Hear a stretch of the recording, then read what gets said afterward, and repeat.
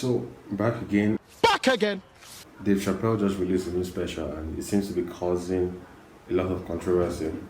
Just to provide context, I have seen only two clips from the show. I haven't watched the show. I've only seen two clips. The one about the baby, and the one about Caitlyn Jenner winning Woman of the Year. But I've not watched the entire show. But I read that there was some controversy with the LGBTQ plus community about some of these jokes. I think about trans people. So that's the context I know about that. So I just want to react to this interview I saw. It's between two people. One is a comedian. The other is I don't know them. I think they just have something interesting to say. So let's get into the video. Some people are not laughing at comedian Dave Chappelle's new comedy special on Netflix. He joked about people who are transgender, rapper DaBaby, and women. It premiered Tuesday, and since its release, there is a call to have it removed from the streaming platform. David John is the executive director of the National Black Justice Coalition, and it's one of the nation's leading civil rights organizations. And Samson McCormick is a comedian, an actor, and writer with 2 decades in the business. And he's also joining us with insight this afternoon. Welcome to BNC, and I want to get right to this. Let's start with David. Just talk about the outrage following the special's release, and do you think the comedian went too far? First, Naja, let me say thank you for allowing us to have this conversation. The most important point I want to make is that Black people are trans, queer, non-binary, and non-conforming too. And when it comes to the stigma associated with homophobia and transphobia, all things that are a result of white supremacy, it is Black, trans, queer, non-binary people who suffer the most. I know that so much of this is about acknowledging that all of us Black people are too easily discardable and disposable. So many people heard our statement, which was really an invitation for critical thinking and responsible action, as us coming for his bag. And for me, what is most important is to underscore that the joke wasn't funny. It's not just about a singular joke, it's about a history of jokes that specifically target trans folks. And for me, what I know. Okay, before he continues, I heard the first thing he said is transphobia and something else phobia is as a result of white supremacy, and Black people suffer, Black queer people suffer the consequences, something like that. First of all, I don't think discrimination is only a white people thing. Everybody discriminates. Once you don't understand something, your first instinct is to be apprehensive. So even in Africa, I live in Africa. Even in Africa, where we are all Blacks, there's a lot of discrimination for even people that are from a different tribe, from the majority tribes. You understand? There's a lot of discrimination from for gay people and stuff. So it's not has nothing to do with white supremacy. And he also said it wasn't funny. Obviously, that'll be based on your interpretation. But he's saying that he's suggesting that the jokes will be causing violence. I don't know, or are helping to continue the violence. I'm not sure about that, but I understand what he's saying. Absolutely. I mean, Samson, so what do you say to people who think that they should remove this and that this is essentially silencing art? Well, I think we all have the agency to decide what it is that we want to watch, and I don't understand why we are turning on his comedy specials if we know he's going to say things about the LGBTQ community. As you stated, I have been a part of our community for a long time and representing our community as a comedian for a long time. So I understand comedy a little bit differently. And people are going to say things about everybody. That's one of the great things about comedy. But now we have a choice. And I say, if you don't like what Dave is saying, then stop watching Dave and start looking at comedians who are going to talk about What he said makes sense. If you don't like what Dave Chappelle is saying, just change the channel. Watch something else. Since you know he's already going to say something offensive, yeah? Just watch something else. And I subscribe to that because I just feel like if people can just learn to ignore stuff, just forget about it, just watch something else, you'll be fine. Although I know from the other guy's perspective, it's like because it's Dave Chappelle saying it, you just can't ignore because Dave Chappelle is this big guy, big influencer, not influencer, like big comedian. Everybody wants to hear what he has to say. That probably what the other guy. That's probably what the other guy might rebut. If I'm to assume, I'll not assume. I'll just leave it. But yeah, just change the channel. And thank God it's a comedian saying it, a black comedian. you want to talk about. It's simple as that. I don't believe in canceling people. I think that's an excellent point. We have a choice, and we can show how we feel by supporting or not supporting the artist. But David, this question's for you because I really think it seems to an extent that comedians have almost been exempt from social responsibility. So what in this particular situation makes, say, Chappelle's comments different from those of a Richard Pryor or even a Bill? But I don't understand what kind of social responsibility do comedians have. Their job is to make fun of things, people, themselves, the government, everything. So I don't understand what she's saying as per comedians have been exempt. I mean, should they be held in the same standards as your local politician or I don't know. But let's hear what the other guys say. Cosby. I don't think that they're different insofar as we're highlighting moments when jokes mask or otherwise inflict trauma or violence or make it possible for people to dismiss trauma and violence. No. Jokes don't inflict. Jokes might remind you of something, but inflict trauma. I think that's a stretch. I don't think jokes can inflict trauma. I'm just gonna leave it at that. Because offense, you can decide to be offended by something, right? You can decide to ignore. You have two options when you are faced with jokes or statements. You can decide to ignore, or you can decide to engage and be offended. This ball is completely in your court. It's the person is responsible for his words, but you're also responsible for how you react to it. You might feel bad and ignore. You can feel bad and engage, but I don't believe jokes causes trauma. That's kind of a stretch. On particular members of communities.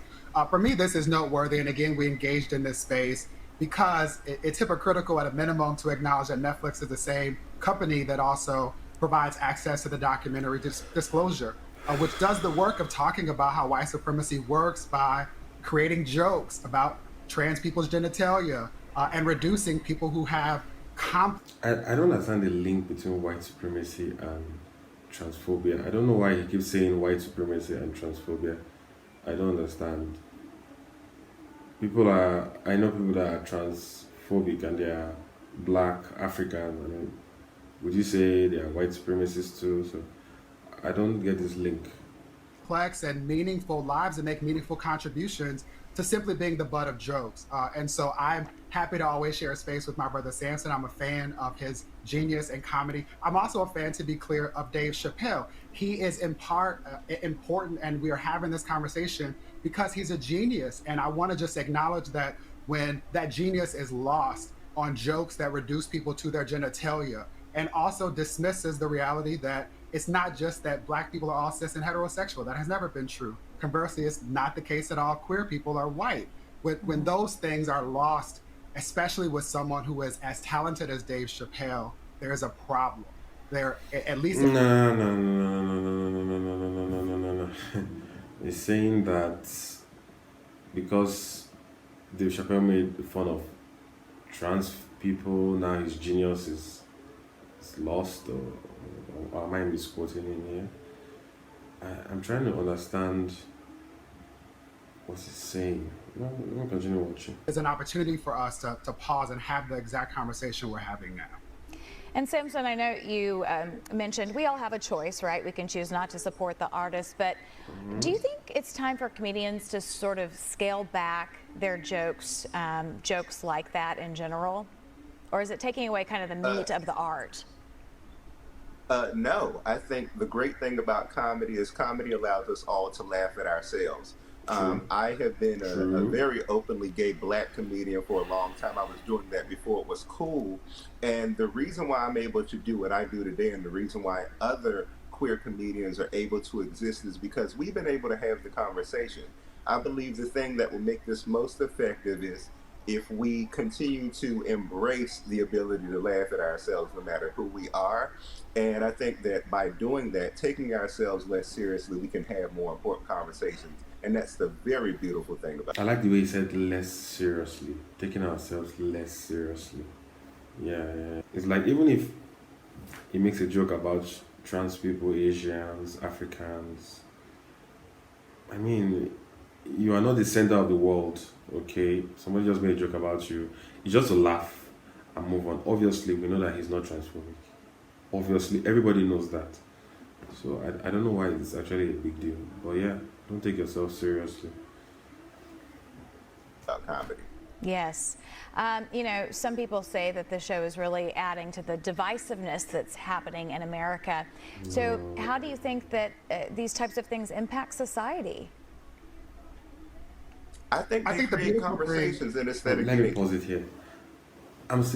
It's just interesting how all of a sudden comedians now are being held on the same standards as lawmakers, policymakers, people that direct and control the affairs of government. Like, let us not forget, these are people that make jokes we're talking about. I don't see the whole society divide, blah blah blah blah. I don't understand it. I don't get it. Angry, we need to just keep having conversations with each other. That's the best way to do it. You know, we can't be angry. I think we just need to laugh. Like, don't take yourself so seriously. Laugh.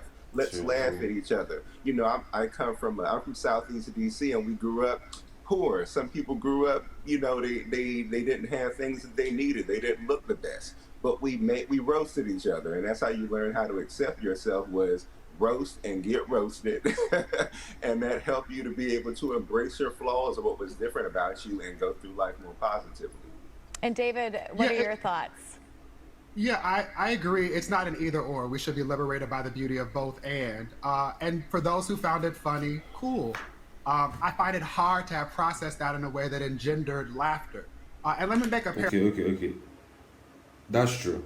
Like, I imagine if maybe somebody made a joke about my family, maybe something tragic happened, and somebody made a joke about my family, how I would not find it funny. But if somebody made a joke about somebody else's family, I would laugh. So I hope I'm sure he has laughed at, this man has laughed at jokes about other people. So, and jokes about comedians themselves, the jokes that comedians make about themselves and their families.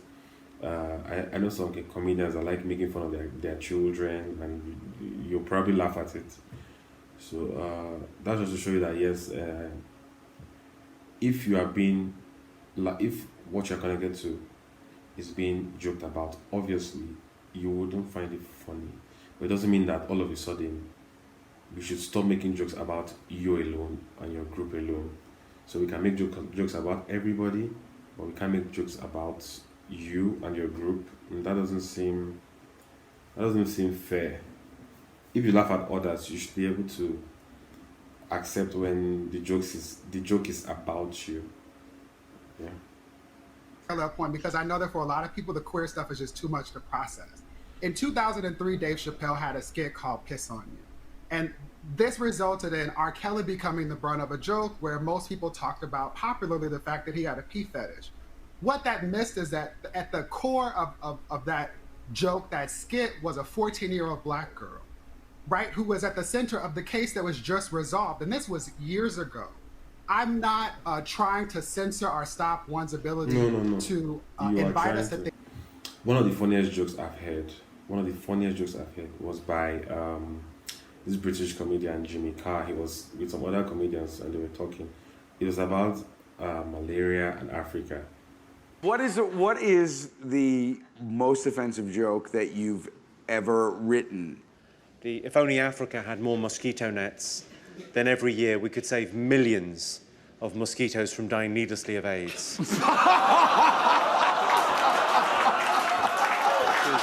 Wow.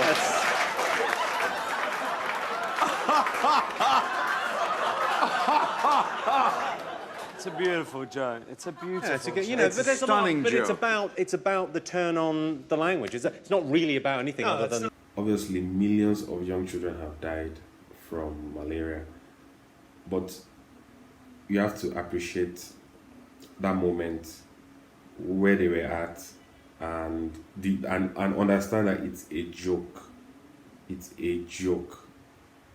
In fact, I've had malaria many times, and then my last malaria experience was almost deadly. I almost died, but I found that joke very, very, very funny. Like I paused and I laughed and laughed, I've had malaria, and I'm African.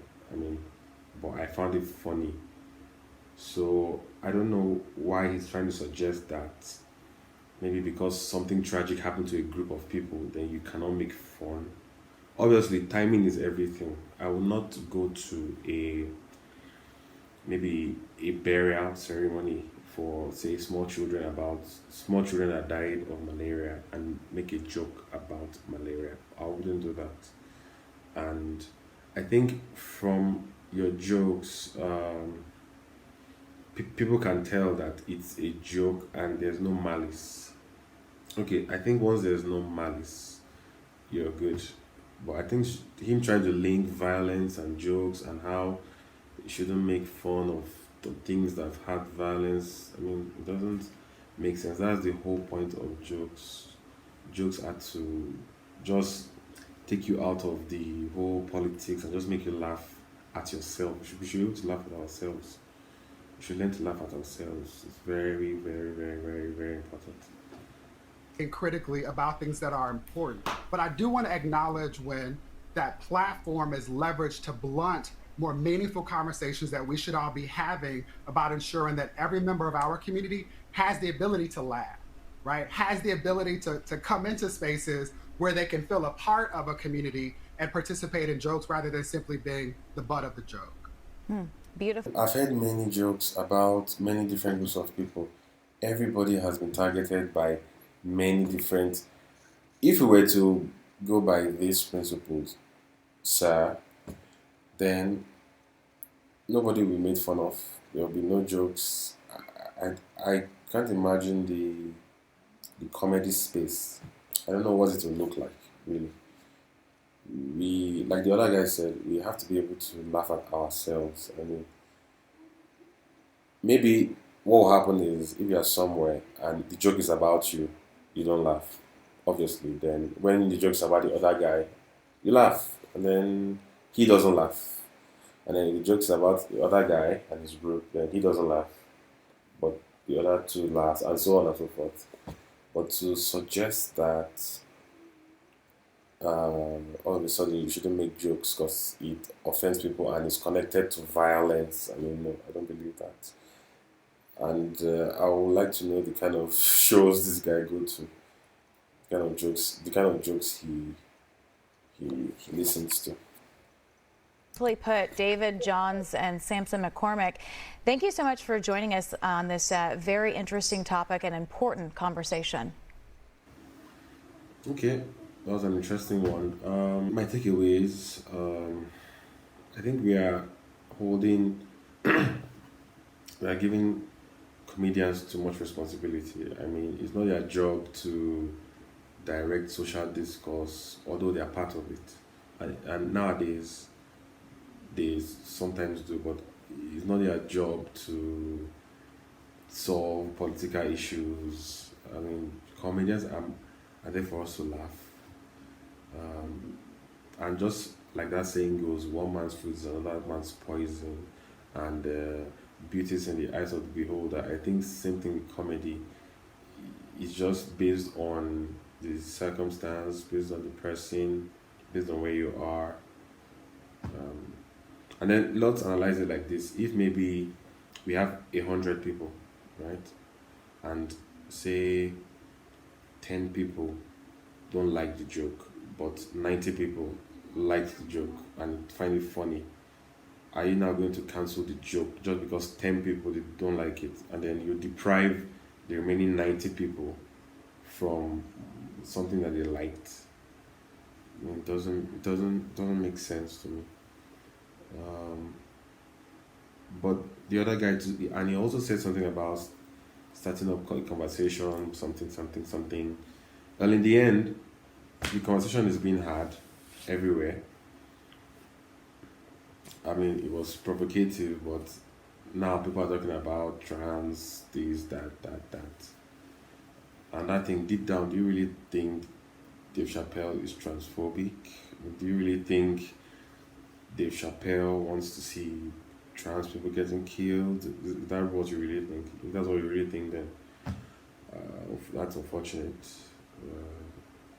But the takeaway, we should learn to laugh at ourselves. Don't take yourself too seriously. So let me know what you think. I think I may have missed a couple of points, but I'd like to know what you think. The points I missed from both sides, I'd like to hear them or read them. So just drop comments if you're watching this. Cheers, guys.